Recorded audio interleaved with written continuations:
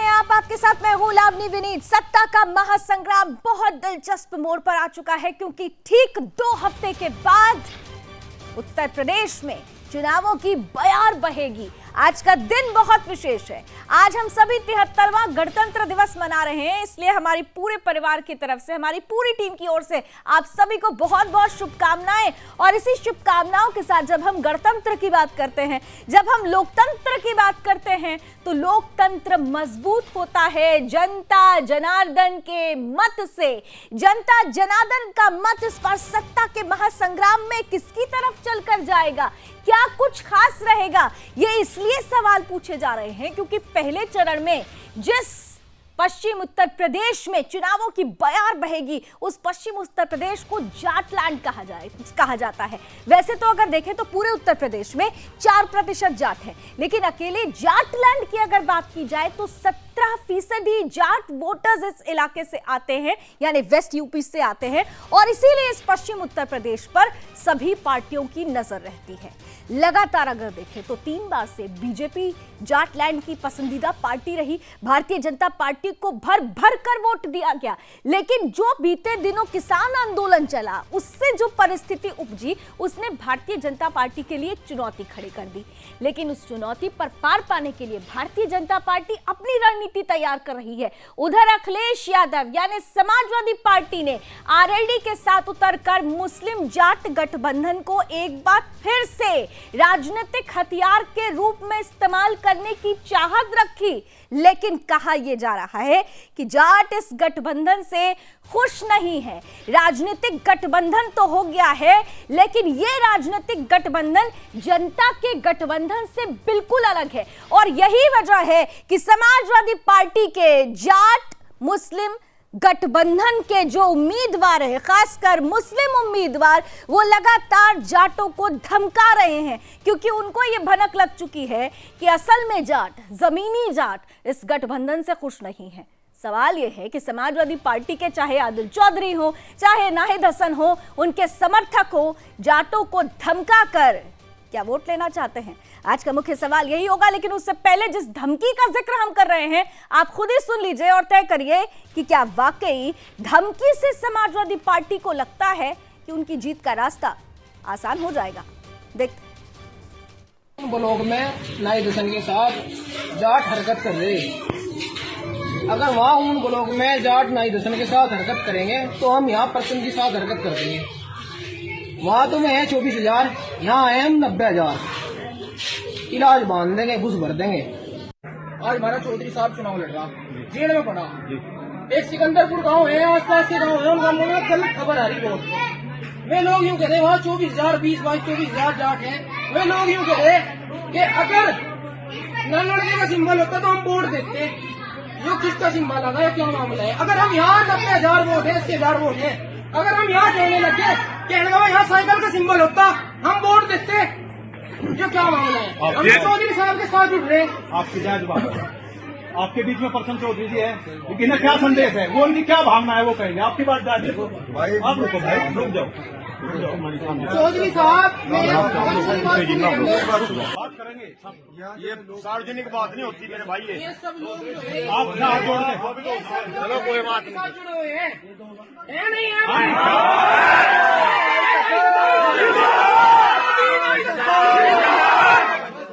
आपके नायक के भाई और हम भी भाई हैं, बिल्कुल कहने वाले। कुछ लोगों की तो गारंटी नहीं है मेरे भाई। एक बात सुनो जी। अगर हमारे चौधरी के साथ कोई गड़बड़ी होती है ना, तो हम मिनट नहीं लगाने यहाँ गड़बड़ी करने में, क्यों नहीं भाई? सरकार बन रही है, इंशाअल्लाह इनको छोड़ेंगे नहीं। इनसे बदला लिया जाएगा और इनको एहसास करा दिया जाएगा। आगे ये 100 बार सोचेंगे कि कैसे होता है। सरकार बन रही है, इंशाअल्लाह इनको छोड़ेंगे नहीं। इनसे बदला लिया जाएगा और इनको एहसास करा दिया जाएगा। आगे ये 100 बार सोचेंगे कि कैसे होता है। इस साल छोड़ेंगे नहीं, बदला लिया जाएगा। 1 मिनट नहीं लगेगी गड़बड़ी करने में। जिस तरीके की भाषा का इस्तेमाल किया जा रहा है, जो धमकी दी जा रही है, क्या ये धमकी जाट और मुस्लिम गठबंधन को, जिसे लेकर समाजवादी पार्टी आगे बढ़ रही है, क्या वाकई वो फायदा दिला पाएगी? इसीलिए आज का मुख्य सवाल जल्दी से स्क्रीन पर लेकर आते हैं। आज का पोल, हमारा मुख्य सवाल आज हमने आपके बीच रखा था कि क्या अखिलेश यादव को धरातल पर जाट मुस्लिम एकता का फायदा मिलता हुआ नजर आ रहा है। जब ये सवाल इन धमकियों के बीच में रखा गया तो देखिए जनमत क्या आता है, जल्दी से जनमत। 31.59% लोग कहते हैं कि हाँ फायदा मिलेगा, लेकिन 64.94% यानी लगभग 65% लोग ये मानते हैं कि इसका फायदा मिलने वाला नहीं है, क्योंकि आप धमकी देंगे तो वोट शायद आपको नहीं मिलने वाला है। 3.47% लोगों ने कहा पता नहीं, लेकिन इतना जरूर है 65% लगभग जनता ये कहती है कि जो परिस्थिति बनी है उससे समाजवादी पार्टी को बिल्कुल भी फायदा नहीं हो रहा है। उधर आज का दूसरा बड़ा सवाल जो हमने आपके बीच रखा, सबसे महत्वपूर्ण सवाल था कि क्या मुस्लिम उम्मीदवार और उनके समर्थकों को जो धमकियां उनकी दी जा धमकियों के बाद जो धमकियां हम देख रहे हैं उसके बाद जाट समाजवादी पार्टी का जो गठबंधन हुआ है क्या उसे वोट करेगा? क्या मुस्लिम उम्मीदवारों की तरफ जाट जाएंगे? गठबंधन राजनीतिक है, लेकिन जनता क्या इस गठबंधन से सहमत है? जल्दी से जनमत देखते हैं। जनमत देखिए 18.4% लोग तो कहते हैं कि हाँ ऐसा होगा, लेकिन 77.19% जनता इससे इत्तेफाक नहीं रखती, सहमत नहीं है। यानी साफ साफ ये कह रही है कि जो धमकियां दी जा रही है उसके बाद जाट समाज, मुसलमान उम्मीदवार जो समाजवादी पार्टी के गठबंधन का सरकार है उसकी तरफ जाता हुआ नजर नहीं आता। 4.35% लोग कहते हैं पता नहीं, लेकिन ये 77.19 यानी 77.19% का जो आंकड़ा है वो समाजवादी पार्टी की चाहत पर एक बड़ा हथौड़ा साबित हो सकता है। आज का तीसरा और बड़ा महत्वपूर्ण सवाल, क्योंकि अमित शाह की मीटिंग चल रही है, 250 के लगभग जाट नेता हैं जिनके साथ अमित शाह मीटिंग कर रहे हैं। क्या अमित शाह की जाट नेताओं से मुलाकात बीजेपी को फायदा दिलाएगी? क्या कहता है जनमत, जरा जल्दी से देख लेते हैं। आज का जनमत जो अमित शाह की मुलाकात के बाद क्या बीजेपी को फायदा पहुंचाता है, तो 65.53% लोग इससे सहमत हैं, हाँ में जवाब देते हैं। 32.06% नहीं और 2.41% को पता नहीं। यानी मुलाकात हो रही है। मान मनोबल का दौर, किसान आंदोलन के बाद जो परिस्थिति बनी उस परिस्थिति से बाहर निकलते हुए भारतीय जनता पार्टी के चाणक्य गृह मंत्री अमित शाह मुलाकात कर रहे हैं जाट नेताओं से, और इसीलिए जनता कह रही है कि इसका फायदा होगा। अब नफा नुकसान, फायदा, लाभ, हानि, ये सब कुछ आने वाले वक्त में तय हो जाएगा जैसी परिस्थितियां बनी हुई है। उन परिस्थितियों में एक सवाल जो सबसे महत्वपूर्ण है कि क्या धमकी देकर वोट लेने की चाहत रखती है समाजवादी पार्टी? आज इसी पर हमारे साथ इस चर्चा में जुड़ रहे हैं दो खास मेहमान और हमारे सहयोगी ब्यूरो चीफ लखनऊ से रजत मिश्रा भी जुड़ रहे हैं, और साथ ही साथ हमारे साथ बीजेपी से पक्ष रखने के लिए जुड़ रहे हैं संजय चौधरी, प्रवक्ता बीजेपी हैं, और समाजवादी पार्टी से पक्ष रखने के लिए जुड़ रहे हैं प्रवक्ता कपिल श्रीवास्तव जी। तो तीनों मेहमान हमारे साथ होंगे, लेकिन इन तीन मेहमानों के पास हम चलें उससे पहले ये समझ लेना बहुत जरूरी हो जाता है कि जो धमकी लगातार दी जा रही है समाजवादी पार्टी के उम्मीदवारों की तरफ से, जो लिस्ट जारी हुई थी जिसमें भारतीय जनता पार्टी ने कहा कि वही पुरानी सपा है जो दंगाइयों के साथ है, जो आरोपियों के साथ है, इसीलिए लिस्ट में उन नामों को भी शामिल किया गया जो पहले ही जेल की सलाखों की हवा खा चुके हैं या अभी जेल की सलाखों के पीछे हैं। ऐसे में भारतीय जनता पार्टी एक के बाद एक ये जो वीडियो सामने आ रहा है वो वीडियो सामने लाकर पूछने की कोशिश कर रही है कि जिन जाटों को लिभाने के लिए आरएलडी और समाजवादी पार्टी ने गठबंधन किया है, क्या वो गठबंधन निश्चित रूप से जनता के दिलों में यानी जाट के दिल में जगह बना पाएगा? क्योंकि वेस्ट यूपी में 17% जाट हैं जो महत्वपूर्ण स्थान रखते हैं और इसीलिए इसे जाटलैंड भी कहा जाता है। जाट मुस्लिम गठबंधन क्या सपा को फायदा दिलाता है? ये सीधे तीनों इस मेहमानों को जरा स्क्रीन पर ले आइए, हमारे साथ देखिए तीनों जुड़ गए। ब्यूरो चीफ रजत मिश्रा, सपा से कपिल श्रीवास्तव जी और बीजेपी से संजय चौधरी जी, आप सभी का बहुत बहुत स्वागत। मैं सबसे पहले रजत के पास जाना चाहती हूँ क्योंकि ग्राउंड पर रजत, राजनीतिक गठबंधन हुआ समाजवादी पार्टी और आरएलडी का, जाट मुस्लिम राजनीतिक गठबंधन तो है, लेकिन हकीकत में ये गठबंधन जिनके लिए हुआ है क्या वो इस गठबंधन को एक्सेप्ट करेंगे? और कहीं इसी का डर तो नहीं है कि नाहिद हसन और आदिल चौधरी जैसे लोग सामने आकर जाटों को धमकाते हुए नजर आते हैं, धमकी से वोट लेंगे क्या? देखिए लावनी, जितने इस तरीके के वीडियो सामने आते जाएंगे उतना फायदा भारतीय जनता पार्टी को होगा। ये बात समाजवादी पार्टी को समझनी पड़ेगी। अगर नहीं समझेंगे तो निश्चित तौर पर नुकसान होगा। 17 से 18% पश्चिमी उत्तर प्रदेश में जाट वोट बैंक है, 25% मुस्लिम वोट बैंक है। ये गठबंधन जब हो जाता है तो वहां से लड़ने वाले प्रत्याशी चुनाव जीत जाते हैं। और अगर इस 17-18 को सीधे तौर पर धमकी दी जाती है तो नतीजे 2014, 2017 और 2019 के तरीके से आते हैं। 2019 में 91%, 91% जो जाट वोट था वो भारतीय जनता पार्टी के खेमे में चला गया था। तो ये बात तो समझनी पड़ेगी। और असर इसका इतना था कि जयंत चौधरी और चौधरी अजीत सिंह जैसे लोग भी भारतीय जनता पार्टी के सामने चुनाव हार गए।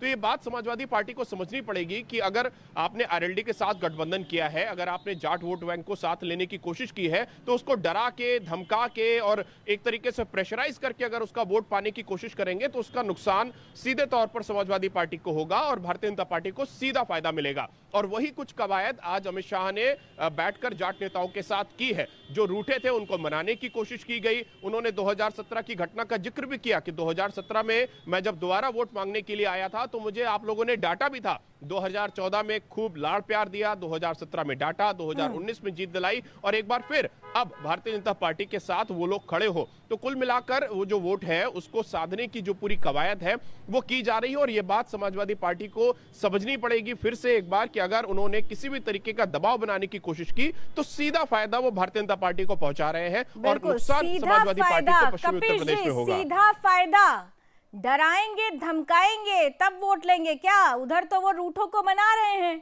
और वो मना ले गए तो फिर आपका नुकसान। आपके तो अपने ही आपके लिए गड्ढा खोद रहे हैं, धमकी से वोट लेंगे? कपिश जी एक बार फिर प्रश्न करें क्योंकि आपकी आवाज में सुन ठीक है, अभी सुन पा रहे हैं कपिश जी आप मुझे? हाँ बताएं। कपिश जी, भारतीय जनता पार्टी रूठों को मना रही है और भारतीय जनता पार्टी इस मामले में मास्टर कही जाती है रूठों को बनाने में। वहां तो मास्टरगिरी काम आ जाएगी, लेकिन आपके मास्टर्स क्या कर रहे हैं? धमका कर वोट लेंगे क्या? यानी उनको लग रहा है नाहिद हसन के समर्थक, आदिल चौधरी जैसे लोग, वैसे ही आप लोगों ने देखिए दंगाइयों को दे दिया है, सामने रख दिया है। जाट खुश नहीं है, आपको लग रहा है क्या इसीलिए डरा धमका रहे हैं? देखिए डराने धमकाने की क्या बात है, जान मारने वाले तो सामने बैठे हुए हैं। 756 जाट किसानों की शहीद का शहादत करा दिए और उससे भी मन नहीं भरा तो 4 की हत्या करा दिए चढ़ा करके। वो तो बहला फुसला रहे हैं, तो बहलाने फुसलाने दीजिए। 1 मिनट नहीं और यहाँ लगेगा तो किसानों गड़बड़ी का करने मामला में। कहे जाट का मामला बना रहे हैं। 1 मिनट नहीं लगेगा हम तो गड़बड़ी किसान करने आगे में। लेके चल रहे हैं ना। जाटों आपने खुद देखा का भूसा भर कि देंगे। आई एम हम तो sorry I am Jat using लेकर दिस के वर्ड, चल लेकिन नहीं रहे, हम नहीं हम तो कर रहे हैं, किसान आपके लेकर लोग के कह चल रहे रहे हैं। हैं। ठीक है, लावनी, या तो बदला हमें लेंगे। बोलने दो। नहीं अगर आपको याद दिला रही हूँ ना बोलना सर, है, मैं आपके आपको चैनल का तो एजेंडा आमंत्रित चलाना किया है है, हमने आपकी बात आपको रखने के लिए, चैनल लेकिन की याद चीजें दिला दे कहनी रही हूँ है, ना आपको पेमेंट उठाना है तो करिए। सर, लेकिन याद मुझको दिला आप दे बता रही हूँ दीजिए ना। आप आप बोलने मुझे दोगे कि नहीं धमकाएंगे, बोलोगे? मैं नहीं डरूंगी सर। आप मुझे नहीं, खूब मैं तो धमकियां बोल रहा हूँ दीजिए, ना, मुझे आप आप मुझे बोलने खूब को दो, धमकियां आपको दीजिए, आप आवाज मुझे भी ठीक से बीजेपी नहीं का आ रही। प्रवक्ता बना दीजिए, मेरे आप तक मुझे आपकी पैसे आवाज भी उठाने नहीं वाला ठीक से आ बना रही। दीजिए। 4 बार आपकी धमकियों का मुझ पर असर नहीं होगा। मैं आपसे सवाल पूछती रहूंगी, मैं पूछती रहूंगी। आपके अंदर हिम्मत होनी चाहिए मेरे सवालों का जवाब देने की। मैंने सुना है उतने ही का उत्तर मैं दे पाऊंगा। तो दीजिए ना क्योंकि सर, मैंने उस बार भी आपको धमकाइए कहा मत। कि यहाँ पे दोबारा ना बोलिए, स्क्रीन मैंने पर बैठकर सुना मुझे नहीं। मत धमकाइए। आपकी आवाज मेरे कान तक नहीं पहुंच रही है। आप और अपनी जो पहुंच रही है उसकी आवाज दे रहा हूँ तो आपको आप बीच बिल्कुल में सब और बोल पहुंच रही रहा है, है। तभी तो मैंने सवाल भाई पूछा और देखो, आपने मुझे आपका उधर से कह चैनल दिया अपना पैसा एजेंडा उठाया कि नहीं। चलाए, आपकी धमकियों से मैं नहीं जनमत चलाए, डरूंगी। हमें कोई रोक नहीं है। भारतीय जनता पार्टी का मुखपत्र बन जाए, हमको कोई झक नहीं है। लेकिन हमें आप एक बताओ, इनको जाट की मीटिंग क्यों करनी पड़ रही है? फुसलाना क्यों पड़ रहा है? नाहिद हसन के समर्थक को क्यों कहना पड़ रहा है कि 1 मिनट नहीं लगेगा गड़बड़ी करने में? आदिल चौधरी को क्यों ऐसा लग रहा है कि बदला लेंगे? अरे सर, इस पर भी बोल दीजिए, इस पर भी बोल दीजिए। मैं तो आपको कम से कम 200 बार बोल चुकी हूँ कि मैं राष्ट्र की प्रवक्ता हूँ और आपसे राष्ट्र की प्रवक्ता बनकर सवाल करूंगी और आपकी धमकियों से डरूंगी नहीं। आपकी धमकियों से मैं नहीं डरूंगी। आप आरोप लगाते रहिए, धमकियां देते रहिए, आप खुद एक्सपोज होते हैं। मेरे सवाल का जवाब दे दीजिए। पार्टी ने हत्याएं कराई हैं जाट किसानों की, जो धमकी दी जा रही है, जो धमकी दी जा रही है, ठीक है। खदेड़े जा रहे हैं। कपिश जी, जो धमकी दी गई वो ठीक है ना? वहाँ पे जाकर के लोगों को समझा नहीं पा रहा जो है। धमकी दी गई वो ठीक है ना? 1 मिनट नहीं लगेगा गड़बड़ी करने में। बाद जुमला फेंक रहे हैं। 1 मिनट नहीं लगेगा गड़बड़ी करने में। क्यों नहीं पहले से दिया हमको? बदला लेकर रहेंगे। क्यों नहीं दिया सस्ता डीजल? ये सब क्यों हमको सुनाई दे रहा है या नहीं सुनाई दे रहा है, या लाठी अनसुना कर मरवाई? रहे हैं? क्यों हमारे आंदोलन करने पे तुमने FIR दर्ज करी?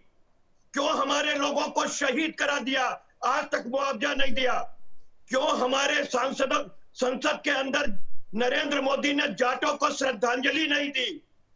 ये पूछ रहे हैं जाट, ये बताने के लिए तैयार नहीं है। ठीक है, बोल लिया आपने, मैं चुप हो गई थी इसलिए मन की भड़ास निकल जाए। आपने निकाल लिया, आपने मन की भड़ास निकाल लिया, मैंने आपको पूरा समय दे दिया। अब बता दीजिए, 1 मिनट नहीं लगेगा गड़बड़ी करने में, बदला लेकर रहेंगे। ये कौन लोग हैं? आपके लोग हैं?